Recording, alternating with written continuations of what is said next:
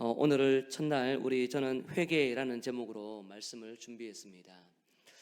우리 새벽마다 한 5가지 주제를 십자가 앞에서 고민을 하고 조금 자신을 돌아보면서 하나님의 기뻐하는 삶이 무엇인지 조금 돌아보는 그런 특별한 시간을 갖고자 합니다. 여러분, 얼리 어답터라는 단어를 조금 들어보셨나 모르겠습니다. 얼리 어답터. 새로운 기술이 나오면 누구보다 먼저 써보는 사람들, 휴대폰이 항상 새 것이 나오면 가장 먼저 구입을 해서 사용하는 사람을 의미합니다. 기존 휴대폰은 또 새 것이었기 때문에 팔아도 제법 돈이 나옵니다. 그래서 돈을 아주 일부만 보태어도 새로운 휴대폰을 다시 살 수가 있게 되는 것이지요. 우리는 그런 새로운 휴대폰이나 새로운 기술이 나오면 굉장히 부러워하고 또 옆에서 함께 구경하는 것을 좋아하기도 합니다. 현대인들은 마치 굉장히 빠르게 변하고 또 속도가 움직이고 있는 이런 어떤 변화에 있어서 무언가 새로운 것이 있으면 관심을 갖고 거기에 주목을 할 때가 많습니다. 새로운 기술이 생각보다 많이 바뀌더라고요. 생각 이상으로 빠르게 변화되고 있는 시기입니다. 그러나 사실 우리가 하나님 나라 백성으로서 살면서 우리 자신을 돌아볼 때에는 많은 변화를 요청하지 못할 때가 있습니다. 교회 안에서 새로운 프로그램과 새로운 변화, 새로운 이야기들에 대해서는 주목을 할 때가 있지만 내 자신의 변화, 또 내 삶의 변화, 내 인생의 변화에 있어서는 하나님 앞에 귀를 기울이기보다 어제의 모습에, 과거의 모습에 그대로 안주하고 싶을 때가 제법 많습니다. 예수님이 이 땅에 오신 목적은 다름이 아니죠. 기존 사단의 세력을 무너뜨리고 하나님 나라를 건설하기 위해 이 땅에 오셨습니다. 내 안에 살아있는 나의 자아를 무너뜨리고 세상의 땅에 있는 모든 세력을 무너뜨리고 하나님의 기뻐하는 나라를 이 땅에 세우기 위해 예수님이 이 땅에 오셨습니다. 무엇보다도 우리가 하나님의 통치를 받아 기존의 나 중심적이던 삶을 하나님 중심으로 바꾸기 위해 예수님이 이 땅에 오신 줄 우리는 믿어야 합니다. 예수님께서 사역을 하기 시작할 때에 사회적인 분위기는 굉장히 암울했습니다. 우리가 이 땅에서 신앙생활할 때에는 편안하고 모든 것이 안락하고 신앙생활 하는데 거추장스러운 그런 일들은 많이 없습니다.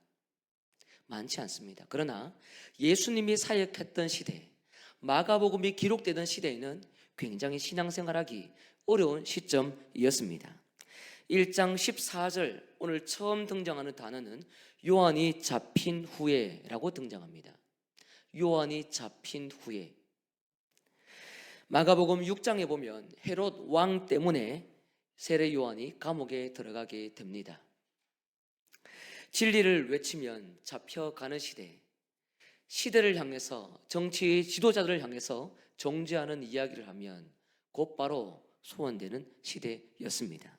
권력과 타협해야만 생존이 가능했던 시대입니다. 정의와 공의가 무너진 시대입니다. 이러한 세상에서 어떻게 하나님 나라가 세워질 수 있을까요? 요한이 말을 한 것 굉장히 정직하고 올바른 바른 말을 했음에도 불구하고 바로 지도자에 의해서 잡혀가는 시대인데 어떻게 하나님의 뜻이 이루어지며 어떻게 신앙의 자유가 있을 수 있겠습니까? 식민지로 살아가는 유대인들이 과연 그와 같은 두려운 나라에서 하나님 나라를 어떻게 꿈을 꿀 수가 있을까요?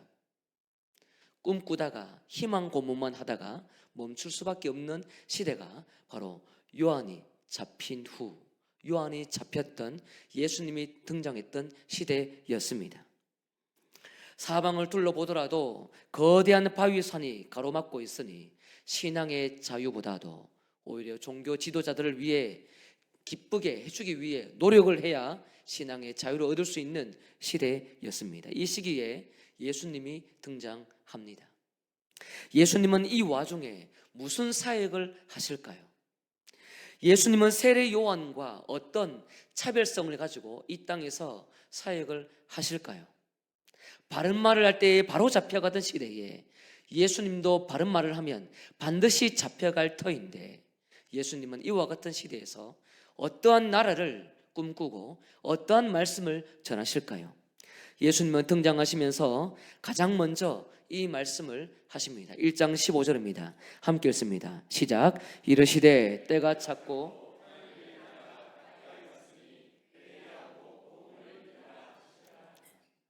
때가 찼다.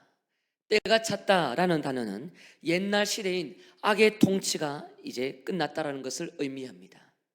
과거 하나님이 다스리지 못했던 나라, 하나님을 거부했던 악이 만연하고 악이 쌓였던 그 시대는 이제 종말이 왔다. 이것을 의미합니다. 사탄, 로마, 물질, 부정의함, 부공의, 이 모든 것은 사형 선고를 받았다는 것이 때가 이제 꽉 찼다라는 의미입니다. 옛날 시대, 악이 통치했던 시대, 인간적인 제도, 우상과 거짓, 부정의 시대는 끝이 났다. 옛 시대는 이제 막을 내렸다. 기존의 세상은 이제 희망이 없음을 예수님이 가장 먼저 선포하셨습니다. 그러면서 말씀하시기를 하나님 나라가 가까이 왔다라고 말씀하십니다. 하나님의 나라가 가까이 왔다는 것은 하나님이 통치하는 나라가 이제 왔다라는 것을 의미합니다. 하나님의 주인인 나라, 인류를 만드시고 세상을 만드실 때에 가장 아름답게 만들었던 하나님의 직접 통치하였던 그 나라가 이 땅 가운데 구현될 것이다. 그러니 과거에 나를 주인으로 삼았던 시대, 로마를 주인으로 삼았던 시대, 정치 권력에 빌붙어 살았던 시대, 모든 시대는 이제 끝이 나고 오로지 하나님의 주권을 인정하고 그 앞에 엎드리거라. 유대인들이 기다렸던 그 하나님의 나라, 유토피아가 이루어질 그 나라가 먼 나라가 아니라 이제 나를 통해서 이루어질 것이다. 이것을 꿈꾸고 새로운 나라를 건설하자. 이것을 모든 백성들에게 선포하셨습니다. 하나님의 왕조가 이 땅에 등장했으니 기존에 로마를 주름잡고 세상의 제국을 주름잡았던 모든 왕조는 거짓된 왕일 뿐이고 거짓된 주인일 뿐이라는 것을 열방 모두에게 알려주시는 것입니다. 과거에 거짓이 통했던 시대는 끝났습니다. 진실이 살아 숨을 쉬는 하나님의 나라가 이제 시작됩니다. 사람이 왕노릇하던 시대는 지나갔습니다.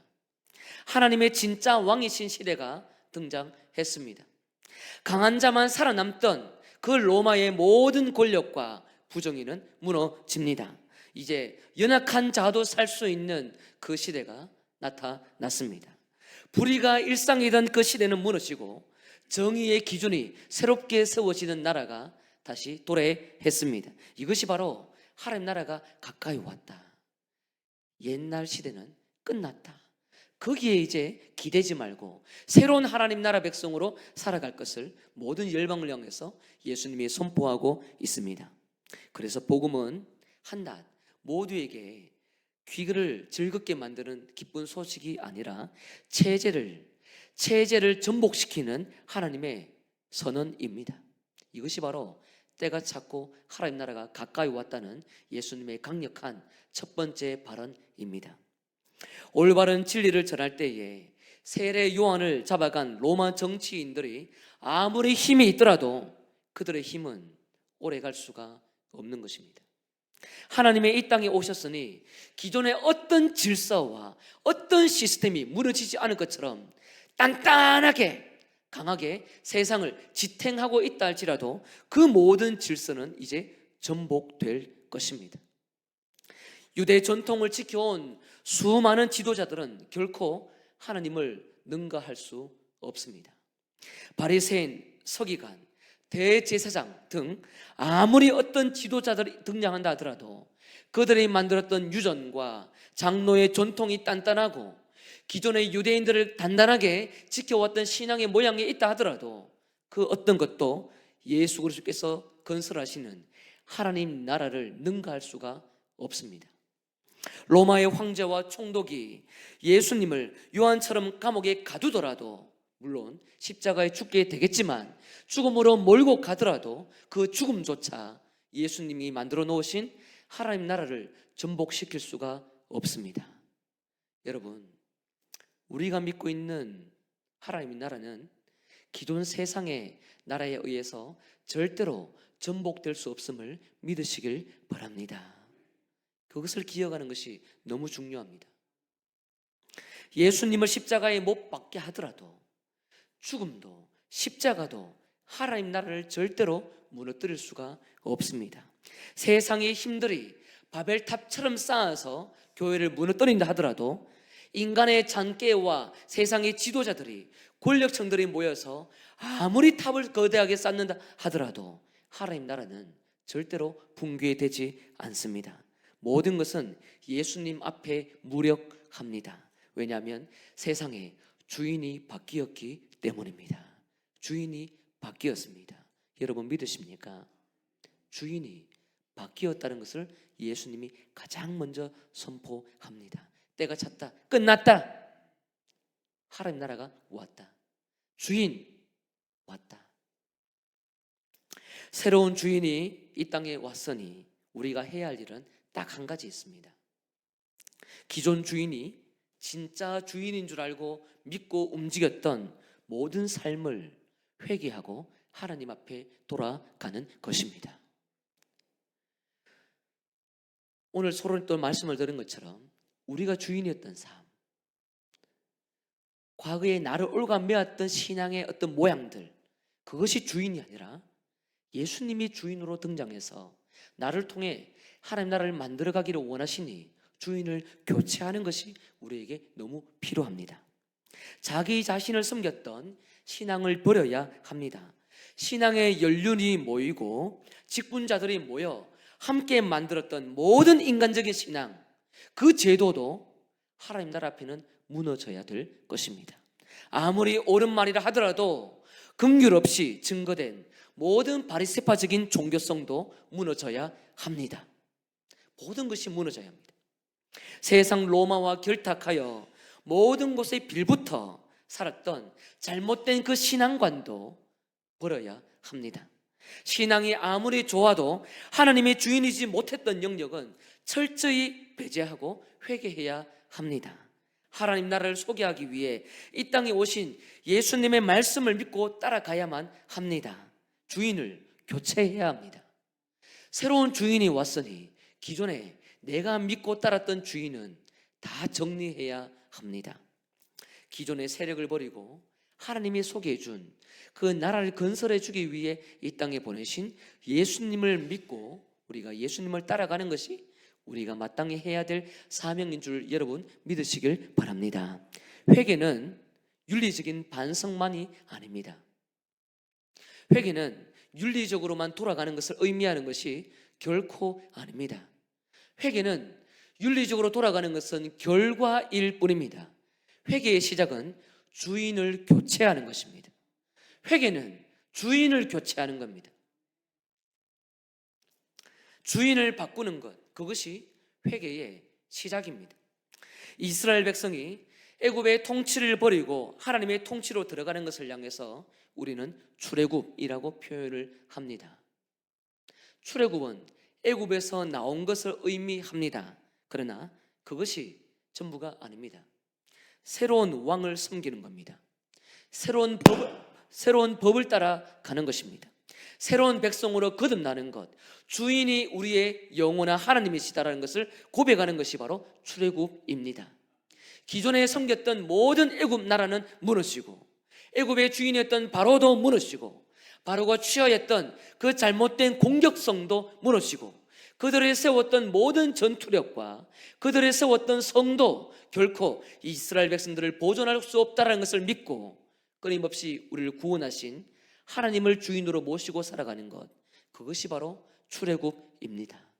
주인을 바꾸는 것, 그것이 회개의 시작이라는 것이죠.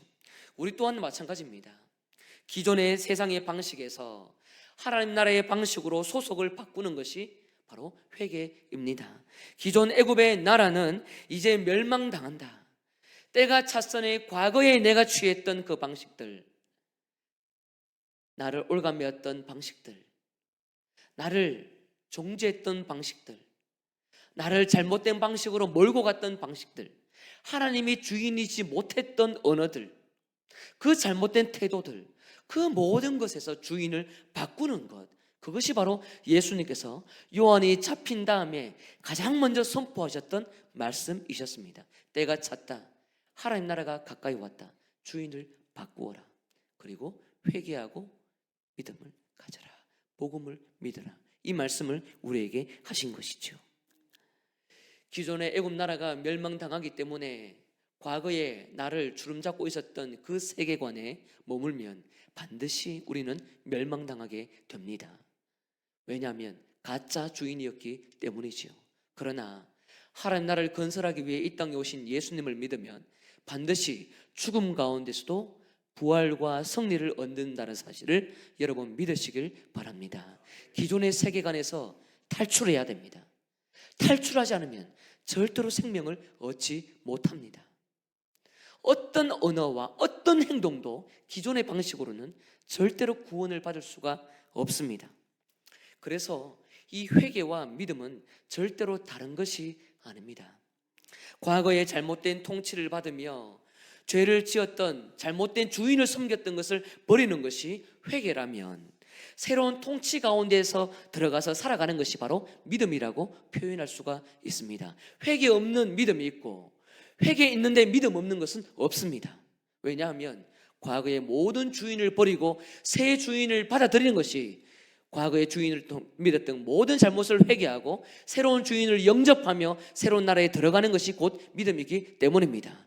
그래서 회개는 잘하는데 잘못된 주인을 버리지 않는 사람, 회개는 했는데 새로운 주인을 섬기지 않는 사람, 이것은 굉장히 앞뒤가 맞지 않는 믿음이라고 볼 수 있는 것이지요. 문제는 이 변화의 속도, 이 주인이 바뀌어진 상황임에도 불구하고 우리가 이 변화의 속도를 받아들이기를 거부할 때가 많다라는 것입니다. 과거의 통치권을 버리고 새로운 통치권을 받아들이는 속도를 굉장히 더디게 받아들일 때가 있습니다. 예수님은 하나님의 나라를 이 땅에 소개하고 있지만 우리는 아직 옛 습관에 머무려고 할 때가 얼마나 많습니까? 옛 것에 익숙합니다. 어제의 신앙의 태도에 익숙해서 오늘 그대로 가져옵니다. 여러분 어떠세요? 어제의 말투에 의해서 오늘도 살아갑니다. 어제의 감정, 그 연속성 속에서 오늘 살아갑니다. 주인은 분명히 오늘 우리에게 새로운 생명을 주시면서 단잠에서 깨어나서 새로운 주인을 섬길 수 있도록 기회를 주셨는데, 어제의 나의 주인에서 오늘도 살아보니 어제의 나의 주인에서 바뀌지 않은 모습이 그대로 있다는 것이죠. 어제의 태도와 어제의 감정에 오늘도 나를 던질 때가 많습니다. 어제의 대화 방법과 행동에 익숙해서 오늘도 그와 같은 방법으로 살아갑니다. 예수님이 주인이었다고 착각하지만 예수님은 그와 같은 방식으로 찾아오지 않으셨는데, 그런데 그것이 예수님이었다고 우리는 착각할 때가 많습니다. 뿐만 아니라 하나님이 서서히 나를 바꾸시겠지, 하나님이 나를 서서히 바꾸시겠지, 은혜를 주시면 알아서 바뀌겠지 라고 생각하며 모든 통제권을 하나님께 떠넘기는 경우들이 있습니다. 여러분 어떠세요? 하나님은 주인이 지금 바뀌었다고 말씀하시며 우리에게 찾아오셔서 주인이 바뀐 말과 행동을 요구하고 있는데, 그런데 하나님이 알아서 하시겠지, 모든 통제권을, 모든 주권을 하나님께 넘기면서 나에게는 책임이 없는 것처럼 행동할 때도 제법 많습니다. 주인은 우리에게 바꾸라고 말하는데 어제 그 집에서 나가기 싫은 거예요. 하나님 나라는 이미 왔습니다. 예수님의 선포하시는 말씀은 그것이에요. 하나님 나라가 가까이 왔다. 가까이 왔다. 이미 문 앞에 계신 주인이 나를 따르라고 말씀하고 있는데 시계를 돌아볼 여지가 있거나 다른 데 돌아볼 여지가 어디에 있겠습니까? 예수님은 이 땅에 오셔서 서서히 바꿔보자 이런 말씀을 마가복음에서는 하신 적이 없습니다. 그래서 여러분 집에 가셔서 천천히 마가복음 읽어보십시오. 자주 반복되는 단어가 곧, 즉시, 곧, 즉시. 왜 그렇습니까? 주인이 왔기 때문입니다. 그래서 예수님은 오늘 이 시간에 우리에게도 도전을 하십니다. 누구누구 성도님, 누구누구 목사님, 어제처럼 살 겁니까? 어제처럼 살 겁니까? 때가 찼는데, 때가 찼음에도 불구하고 때에 찼던 그 내용 삶 가운데 머무르고 거기에 안주할 겁니까? 하나님이 알아서 하겠지라고 회피하며 도피할 것입니까? 라고 말하며 주인이 바뀐 것에 대해서 끊임없이 놓치고 있는 우리에게 질문을 던지십니다. 가끔씩 또 이렇게 질문하기도 합니다. 주님, 과거에 내가 상처를 많이 받아서 내 신앙의 속도는 내가 알아서 합니다. 서서히 되겠지요. 그래서 과거에 묶여있는 경우도 제법 많습니다. 주님은 말씀합니다. 상처 주님이 만져주시지 않은 것이 아니라 주인이 바뀌었다. 너가 감당해야 될 그 역할에 있어서 너가 나를 따라오는 것이 필요하다. 상처를 싸매 주실 것은 주님이시지만 따라가고 순종할 것은 여러분과 제가 감당해야 될, 백성이 해야 될 몫임을 믿으시길 바랍니다. 오늘 주제는 회개입니다. 회개는 주인을 교체하는 거예요. 주인을 교체하는 겁니다.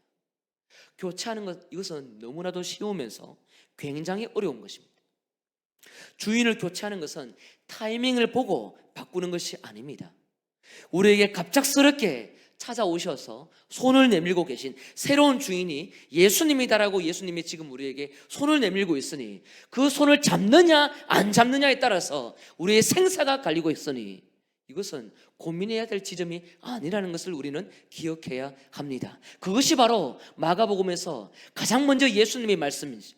때가 찼고 하나님 나라가 가까이 왔으니 회개하고 복음을 믿으라. 아주 긴급한 하나님의 메시지라는 것이지요.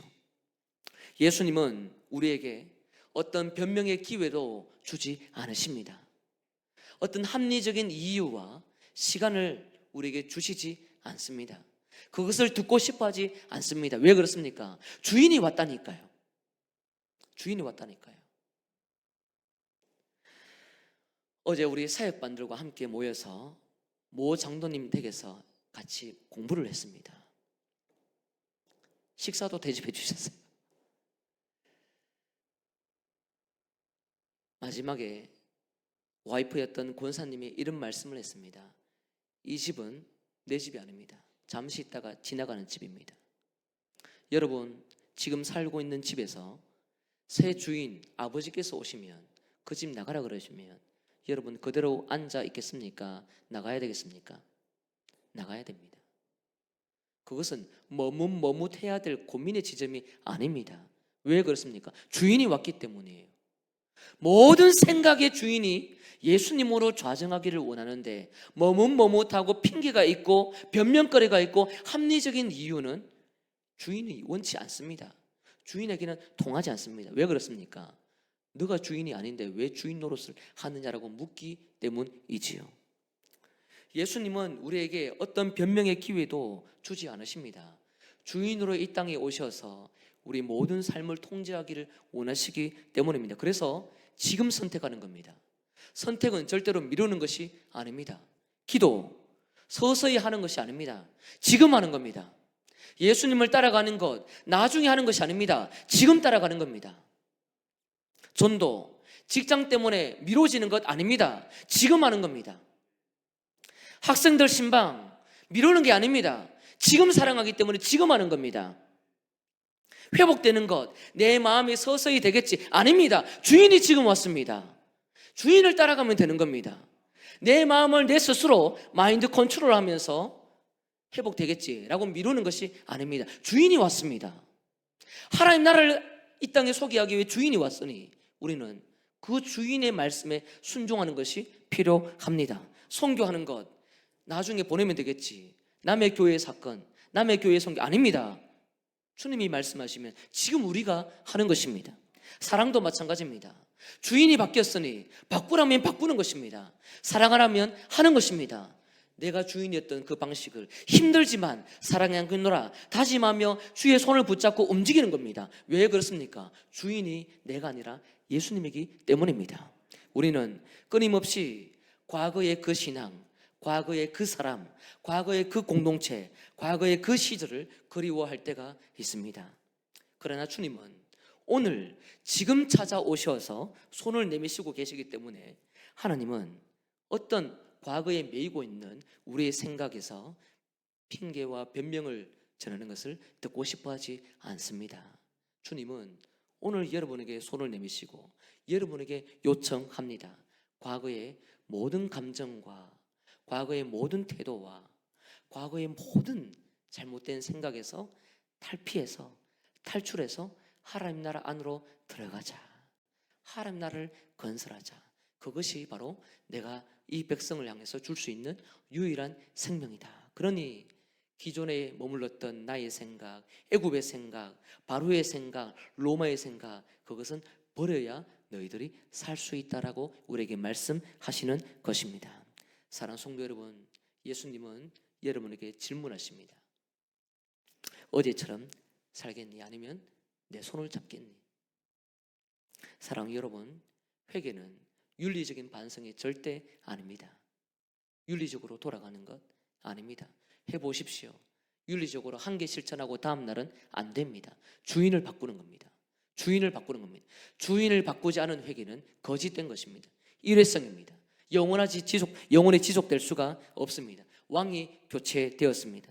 그 교체는 여러분 먼 훗날에 나타나는 것이 아니라 오늘 여러분에게 요청하는 하나님의 메시지임을 믿으시길 바랍니다. 매일매일 태어날 때에 새롭게 하나님께서 새로운 주인으로 찾아오실 때에 어제의 주인에서 나를 바꾸어 주인을 바꾸어 하나님께로 돌아가는 놀라운 삶이 있을 때에 그때에 하나님은 여러분을 통해서 새로운 일들을 행하실 줄 믿습니다. 이 일을 깨어서 여러분 간구하시고 그 주인의 요청을 소중하게 받는 귀한 새벽 제단 되시길 주 이름으로 축복합니다.